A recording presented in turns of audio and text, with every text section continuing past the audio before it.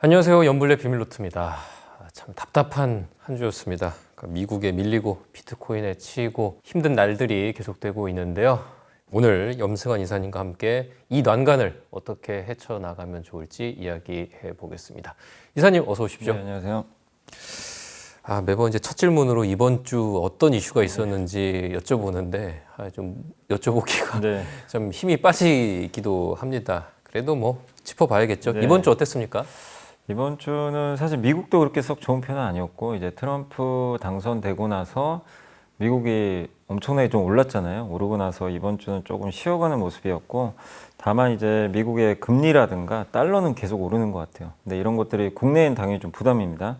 그래서 환율이 이제 1,400원을 넘어가는 모습도 좀 연출이 됐고, 그리고 미국에서도 여전히 그 트럼프 트레이드라 그러죠. 이제 관련된 수혜주들, 뭐 우주 관련주라든가 이런 섹터들의 좀 강세가 여전히 좀 이어졌다고 보시면 되겠고, 다만 이제 트럼프 이제 당선 이후에 좀 피해주로 약간 분류가 돼 있는 것 중에 하나가 반도체로 미국에서도 좀 약간 거론이 되고 있는 게, 미중 규제 이슈와 더불어서 관세 부과하면 미중 간의 교역이 좀 줄기 때문에 반도체 수출도 좀 줄지 않겠냐, 이런 우려들이 나와서 미국에서도 반도체 기업들의 주가는 상당히 좀 이번 주에 좋지가 않았다라고 좀 보시면 좋을 것 같습니다. 그에 또 기반해서 한국도 마찬가지로 좀 반도체가 좀 많이 흔들리는 모습이 나왔는데, 다만 금요일 날 좀 극적으로 또 삼성전자 좀 반등은 해줬거든요. 그래서 오만전자 한번 깨졌잖아요. 그래서 그랬지만 금요일 날 좀 올라왔는데, 또 안타깝게도 한국이 이렇게 삼성전자 좀 살아나면 또 다른 것도 같이 가주면 좋은데, 이게 전혀 지금 뭔가 보폭이 안 맞아요. 또 이날 금요일 날 2차 전지 또 악재가 하나 터졌죠. 미국에서 인플레이션 감축법 관련해서 이제 그 보조금 지급하고 있잖아요. 전기차. 그걸 폐지하겠다. 뭐 이런, 우리가 사실 그걸 몰랐던 내용은 사실 아니죠. 왜냐면 트럼프 당선되면 그럴 가능성도 있다고 보도가 많이 됐는데도 막상 이제 그런 뉴스가 나오니까 막 2차 전지가 무너져 버리더라고요. 그래서 2차 전지 시총이 또 크다 보니까 삼성전자의 급등을 그걸 이제 만회하지 못하고, 그런 부분에서 한국 증시는 어쨌든 일주일 내내 좀 굉장히 답답했던, 하락만 좀 거듭했던 좀 한 주가 아니었나라고 좀 말씀드리겠습니다. 이렇게 환율이 계속 오르고 있잖아요. 근데 이렇게 원화 가치가 많이 떨어지면 또 외국인들 입장에서는 더 팔아야 하는 이유가 될 테고, 우리 증시에 좀 많이 부담이 될 텐데, 지금 환율 이렇게 높은 이유는 뭐라고 생각하십니까? 뭐 여러 이유가 많이 이제 거론이 되지만, 지금 이번에 1,400원 넘은 건 트럼프 효과로 봐야 될 것 같아요. 왜냐하면 이제 그 2018년도에도 그때 이제 중국산 제품에 대해서 관세를 25% 이제 매겼잖아요. 그때 무슨 일이 발생했냐면 위안화가 이제 같이 절하가 됐습니다. 한마디로 위안화 환율이 올라가 버렸는데, 왜 이제 환율이 올라갈 수밖에 없는 이유는 중국에서 만든 제품이 미국 갈 때 가격이 25%나 올라가기 때문에, 그거를 만회하는 제일 좋은 방법은 그 나라 수출 국가가 환율을 올려버리면 돼요. 그러니까 우리나라로 따지면 원달러 환율 올리면 현대차가 그만큼 돈을 더 버는 거죠. 그런 효과를 이제 중국도 그때 노리고 위안화 가치를 달러 대비 10% 깎아버렸어요, 당시에. 이제 그러니까 그게 좀 상세가 됐던 거죠. 그러니까 이번에는 더 심하게 하겠죠. 지금 전 세계적으로 보편 관세 10에서 20%, 중국엔 60%. 근데 만약에 중국에 60% 관세를 부과를 한다면 중국은 최소 환율을, 그러니까 위안화를 30% 절하할 가능성도 있어요. 그렇게 되면 중국은 미국에 수출할 때 손해보는 거 일부 만회가 가능하죠. 근데 이게 무슨 문제가 발생하냐면, 일단 그 나라 통화 가치가 떨어지면 여러분도 만약에 이제 해외에서 물건 수입할 때 가격이 엄청 비싸지겠죠. 수입 물가가 올라가니까 그 나라 물가 상승의 좀 원인이 될 수 있고, 당연히 환율이 이렇게 오르면 오를수록 내수가 안 좋아집니다. 그러니까 이건 중국한테도 마찬가지예요. 근데 우리나라 같은 건 또 수출을 먹고 사는 나라니까 수출에서 피해를 안 보려면 환율이 또 안 올라갈 것보다는 올라가는 게 또 유리한 부분도 물론 있긴 있거든요. 근데 이렇게 위안화를 앞으로 가치를 떨어뜨리게 되면 이게 다른 나라에도 전염이 되잖아요. 신흥국의 가치. 위안화랑 많이 동조가 연동이 되니까. 되니까. 그럼 우리나라 원화도 가치가 당연히 떨어지겠죠. 그러다 보니까 아직 시행한 것도 아닌데, 이제 2018년도에 그런 이제 경험을 봤을 때 위안화가 절하되고 한국의 원화도 절하될 게 뻔해 보이고, 그리고 지금 우리나라에서는 또 미국 주식도 워낙 많이들 하고 계시고, 그러니까 달러 수요는 계속 늘어날 수밖에 없는 거 아닌가, 이런 이제 평가들을 하는 것 같아요. 그러니까 외국인들이 그걸 모를 리가 없다 보니까 일단 팔자. 왜냐하면 외국인들은 환율이 오르면 오를수록 주식 사놓으면 손해 보잖아요. 환차손이죠. 이 심해지니까 일단 사전적으로 그런 좀 리스크 관리를 하는 것 같고, 또 중국이 이렇게 어쨌든 내수 배양이 잘 안 되면, 위안화가 평가절하돼서 내수 배양이 안 되면 신흥국 경기에도 그게 좋을 리는 없거든요. 그러니까 이런 것들이 결국 관세에서 파생된 달러 강세가 아시아 국가들한테 별로 좋을 게 없다라는 그런 분석이 좀 제기가 되면서 외국인들의 매도를 또 한번 촉발했던 게 아닌가라는 좀 분석들이 이 외신에서 많이 나오고 있는 것 같습니다. 관세 장벽에 대한 리스크를 지금의 환율이 반영을 네. 하고 있다라는 말씀이셨고, 미국 10월 소비자 물가 지수가 발표됐습니다. 1년 전보다 2.6% 올랐어요. 여기에 대한 시장 반응 어떻습니까? 반응은 뭐 그렇게 나쁘진 않았어요. 오르긴 올랐지만 이게 왜 그러냐면 뭐 헤드라인 물가는 전월 대비 0.2%, 전년 대비 2.6인데 일단 예상에 좀 부합을 했기 때문에 그렇게 시장이 놀라진 않았고, 근원 물가도 오르긴 올랐거든요. 전년 대비 3.3%인데 9월하고 거의 동일하게 이제 그 움직였다고 보시면 되겠습니다. 근데 여기서 이제 물가 올라갔던 가장 큰 이유 중에 하나가 허리케인 때문이에요. 허리케인이 오다 보니까 중고차하고 호텔 숙박료가 갑자기 급등을 해버린 거예요. 근데 이거는 사실 이미 또 지나간 이슈잖아요. 근데 이게 10월 물가에 반영이 된 거죠. 계절적 요인이 있었던 맞습니다. 거네요. 네, 근데 그거 제외하면은 오히려 상품 물가 마이너스가 나오고 그랬어요. 전월 대비. 그렇기 때문에 시장에서 이거 허리케인 효과다. 그래서 너무 우려할 필요는 없다. 그래서 월스트리트 저널의 닉 티밀하우스 기자, 이제 연준의 대변인으로 되게 유명한 기자분이시죠. 뭐라고 했냐면, 불안하고 탄탄한 물가 수치가 나왔다면 12월 금리 예측이 어려웠겠지만 10월 데이터는 우려보다 괜찮았다. 그래서 12월 금리 인하에 대한 오히려 장애물이 제거됐기 때문에 나쁘지 않다. 이렇게 일단 시장에서는 좀 나쁘다기보단 좀 긍정적인 부분으로 평가를 했다라고 보시면 되겠습니다. 업종별 얘기해 보겠습니다. 미국 뉴욕 증시에서 제2의 스페이스 X라고 불리는 로켓랩이라는 회사의 주가가 급등했어요. 여기뿐만 아니라 우주 관련 주들도 전체적으로 분위기가 괜찮았고, 트럼프 수혜주로 우주항공이 꼽힌다고 하더라고요. 우주항공 분야 투자 전망 앞으로 어떨지, 또 관련 ETF는 있는지 설명 부탁드리겠습니다. 네, 그러니까 사실 이제 우주항공이 2021년에 한번 확 떴었어요. 그때 뭐 우주 여행 테마니 뭐니 해가지고, 그때 또 금리도 낮을 때니까 뭔가 새로운 거에 대한 이제 시장에 환호가 있었는데, 근데 문제는 뭐였죠? 돈을 못 벌어요. 우주항공의 최대 단점이 아직은 돈 벌 수 있는, 그래서 주가들이 엄청나게 빠졌습니다. 다시 지금 급등하는 건 일단 일론 머스크가 트럼프를 지지를 하면서 트럼프가 됐고, 뭐 두 사람 다 우주항공에 굉장히 적극적이죠. 특히 뭐 일론 머스크는 스페이스X를 또 갖고 있기 때문에. 근데 이번에 그 스페이스X뿐만 아니라 로켓랩이 실적 발표를 했는데 아직은 적자는 맞습니다. 근데 적자 폭을 많이 줄였고요.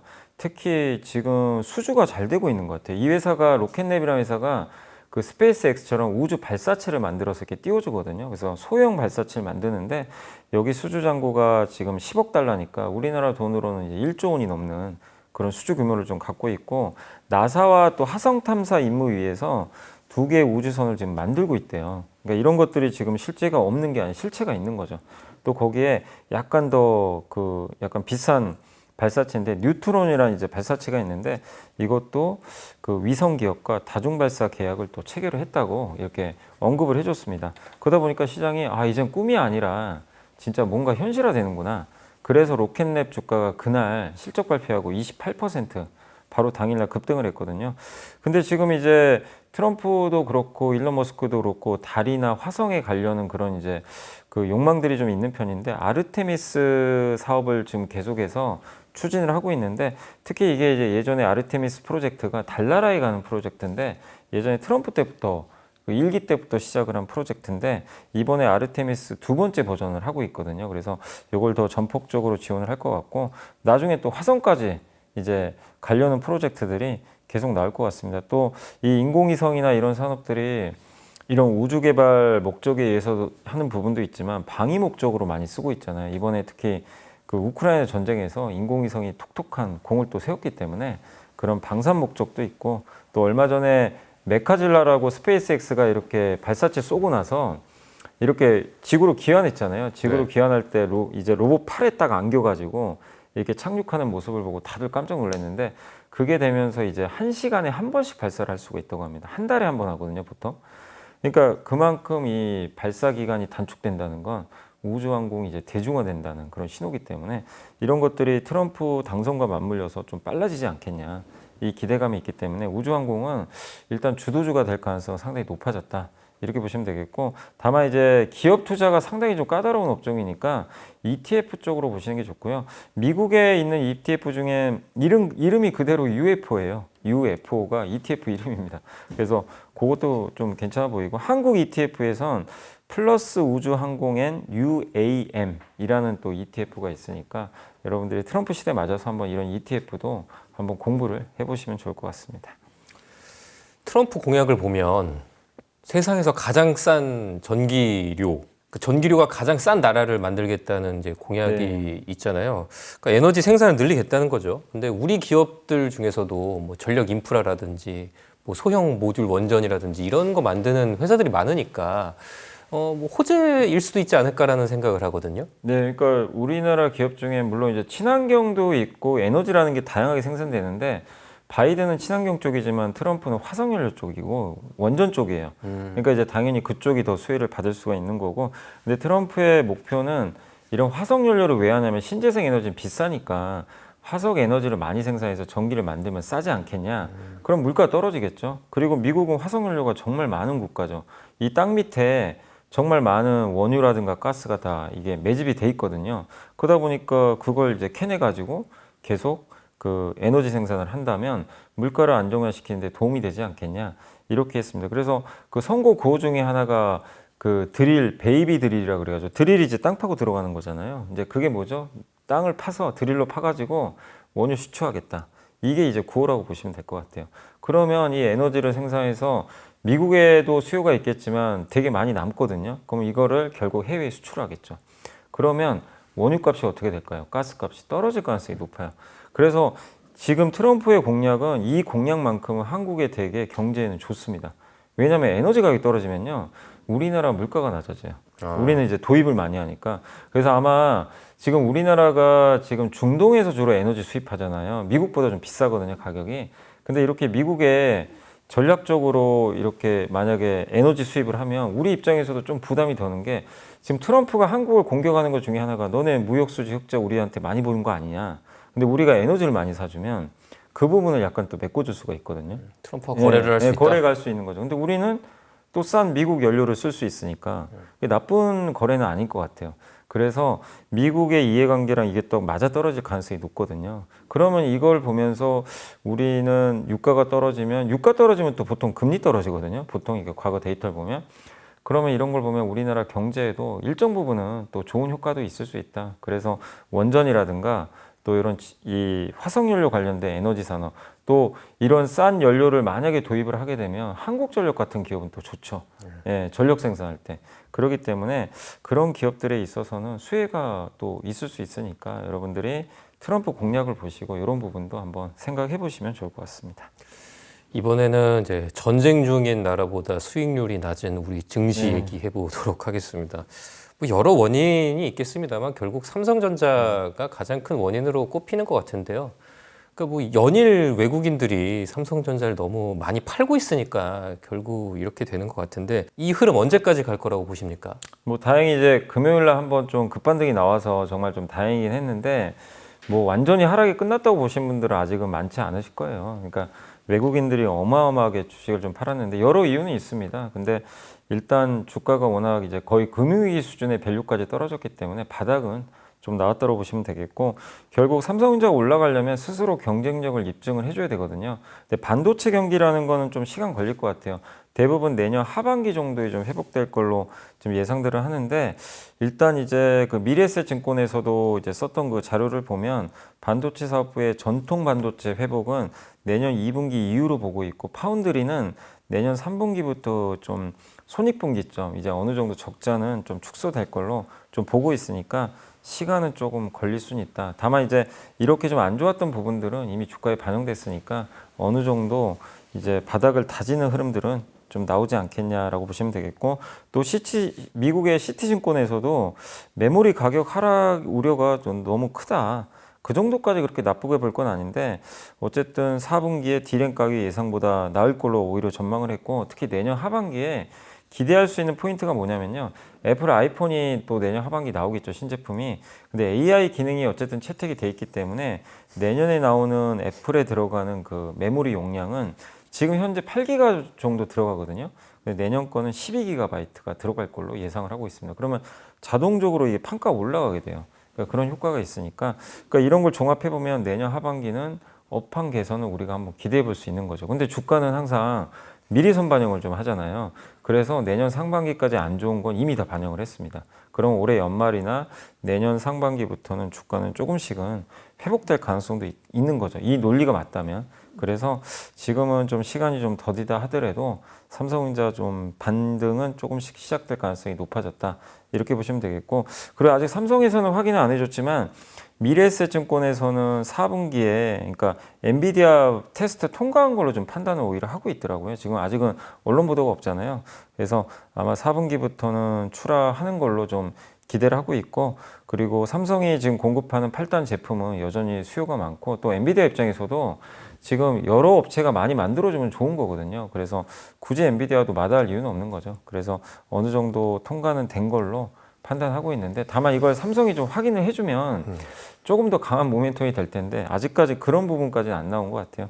그래서 종합적으로 보면 내년 하반기에 업황 회복, 지금은 또 금융위기까지 떨어진 이런 밸류에이션 이런 걸 봤을 때 지금은 삼성전자도 충분한 좀 바닥은 다진 것 같다. 그래서 당분간은 좀 반등 나오지 않겠냐라고 일단 좀 보셔도 좋지 않을까라고 생각은 하고 있습니다. 그 연말까지 또 고객사 확보한다는 뉴스도 나오고 연말 인사도 있으니까. 네, 그런 거 뭔가 좀 변하는 걸 보여준다면 언론상에 그러면 조금 더 낫지 않을까 생각은 하고 있습니다. 그래도 기대를 해봅니다.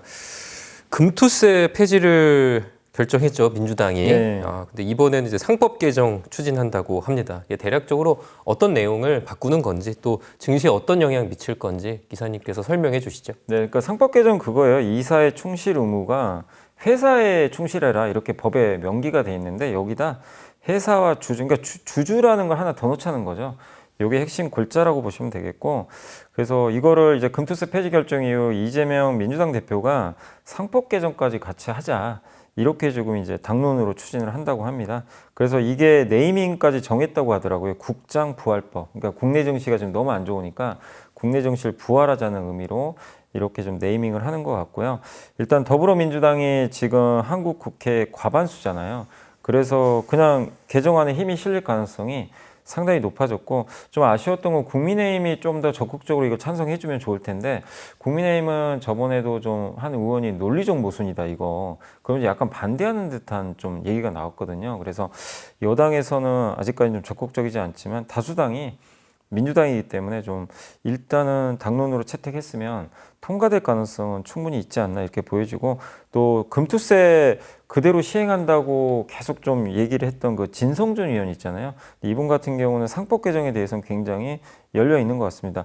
후진적인 기업 지배구조 개선을 위해서는 좀 필요하다, 상법 개정이 이렇게 필요한데, 다만 일부 기업들에서 좀 반발하는 좀 움직임도 있는 것 같아요. 왜냐하면 상법 개정을 이렇게 하게 되면 주주들이 막 그냥 이제 계속 소송 거는 거 아니냐 이런 좀 얘기들이 나오는데, 근데 경영을 잘 하고 주주들한테 피해 안 주면 뭐 어떤 주주가 또 그걸 걸고 넘어지겠어요. 그러니까 잘못하니까 그걸 넘어지는 거기 때문에 저는 이 부분에 있어서는 이런 이제 기업들이 너무 이거를 무서워할 필요는 저는 없다고 생각을 하고 있고, 또 이번에 뭐 여러 뭐 저번에 고려한 이슈도 있었죠. 두산그룹, 또 최근에 이수페타시스 이런 것들이 자꾸 나와요. 근데 그런 거를 상법 개정을 하게 되면 그런 일이 이제 발생할 수가 없거든요. 그렇기 때문에 충분히 저는 이런 상법 개정이 된다라면 이런 또 주주 가치를 훼손하는 일들이 많이 사라지고 우리나라의 밸류 자체가 올라가기 때문에 상당히 도움이 될 것 같고, 또 미국 행동주의 펀드 중에 돌턴 인베스트먼트라는 회사가 있거든요. 이 회사가 최근에 뭐라고 이제 얘기를 했냐면 한국 주식이 지금 초특가 세일 국면에 진입을 했대요.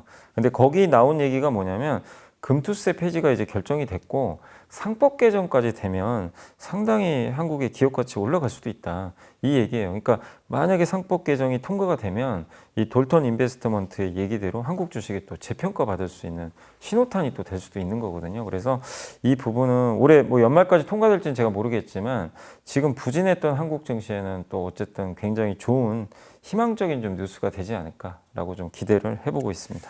네, 좀 상법 개정은 됐으면 좋겠어요. 네. 최근에도 주주들 환하게. 화나게 하는 일들도 이제 많았으니까 네. 이 얘기는 저희가 또 2부 때 네. 이어서 해보도록 하고요. 이번 주 외국인과 기관, 개인들 매수 종목과 상승한 업종 정리해 볼까요?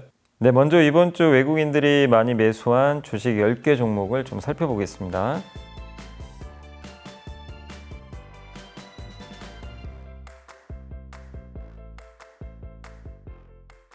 이번에는 기관들이 이번 주에 많이 담은 10개 종목을 알아보겠습니다.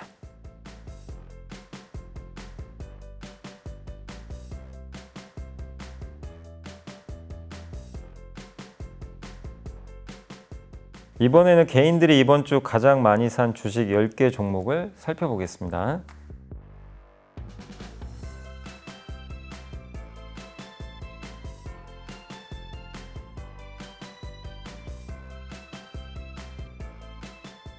이번에는 이번 주에 상승했거나 좀 하락을 해도 좀 덜 하락했던 10개 업종을 좀 살펴보도록 하겠습니다.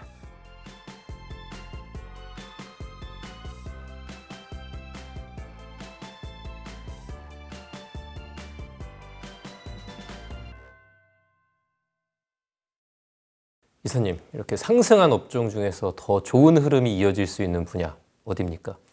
일단 제일 좀 그 이번 주에 좋았던 섹터는 역시 그 조선 업종이었던 거죠. 조선과 원전 업종인데 뭐 약간 이들 업종은 좀 쉬어갈 가능성은 조금은 있을 수 있어요. 왜냐하면 이제 트럼프 트레이드가 미국에서 약간 조금 소강 상태로 좀 약간 바뀐 것 같더라고요.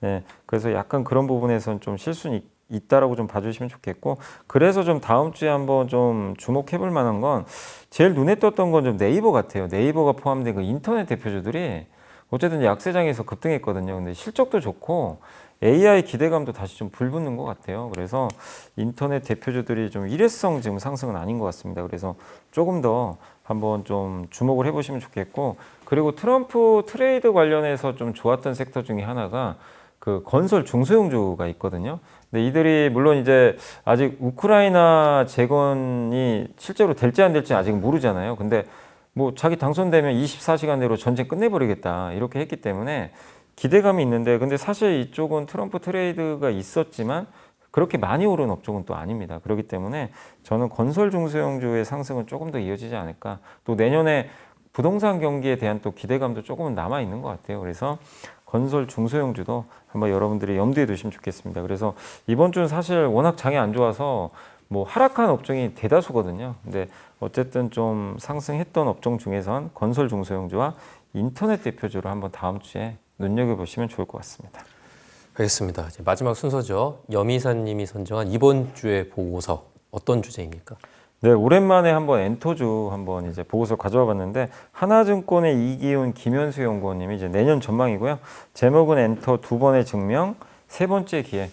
일단 25년에는 왜 우리가 기대할 수 있냐면, 주가 많이 빠져서 낙폭과대도 있지만 드디어 BTS가 완전체로 돌아옵니다. 내년 6월에 아마 다 제대를 하는 것 같아요. 그래서 내년 하반기에는 BTS가 한번 완전체로 돌아와서 컴백을 할 것 같고, 그다음 블랙핑크도 완전체로 다시 컴백을 할 예정이라고 합니다.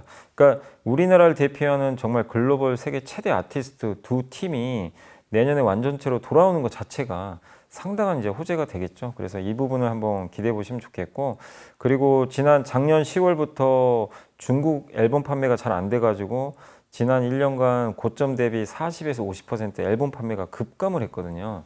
근데 올해는 그래서 앨범 판매에 대한 기대감이 떨어졌는데, 반대로 내년을 본다면 올해 안 좋으면 내년은 이 기저 자체가 낮게 출발하거든요. 그래서 앨범 판매에 대한 성장도 내년은 한번 기대해 볼 만하다. 이렇게 보시면 되겠고, 또 BTS가 지난 5년 동안 월드 투어가 좀 없었기 때문에 엄청난 그 보복 수요가 있어요. 그러니까 BTS의 공연을 보고 싶은 글로벌 그 팬들이 얼마나 많겠습니까? 그럼 내년에 본격적으로 이제 투어를 할 텐데 거기에 따른 판매도 굉장히 커지지 않을까.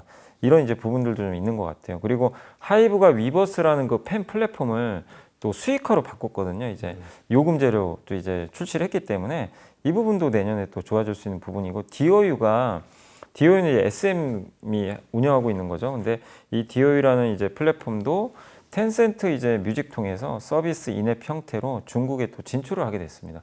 중국에서 또 매출이 나오겠죠. 그리고 이번 3분기 실적 발표에서 아무도 기대를 안 했는데 JYP가 어닝 서프라이즈를 또 냈어요. 굉장히 좋은 실적을 늦더라고요. 그러니까 거기 보면 또 주력 아티스트들의 어쨌든 팬덤이 여전히 살아있음이 증명이 됐어요. 그래서 이런 걸 본다면 25년도 정말 24년은 너무나 엔터사들한테 가혹했지만 25년도는 기대할 만한 요인들이 많으니까 한번 여러분들도 주목하시면 좋겠고 최선호주로는 하이브를 일단은 추천을 해줬으니까 참고하시면 좋겠습니다. 네, 이번 주에 보고서, 엔터주에 대한 보고서까지 들었고요. 저희는 내일 2부에서 다시 찾아뵙겠습니다. 친환경차 이제 보조금 폐지 이슈에 반응을 한 것 같은데 네. 우리 자동차 회사들에는 어떤 영향을 끼칠지가 궁금하거든요. 배터리 회사들한테 좋을 수는 없어요. 지금 미국에서 생산된 전기차를 만약에 소비자가 사면 1,000만 원 정도 보조금 주거든요. 이거를 이제 없애겠다는 거야. 전기차 판매가 줄겠죠. 이 혜택을 제일 많이 받고 있는 기업 중에 하나가 사실 테슬라거든요. 테슬라 있고 또 뭐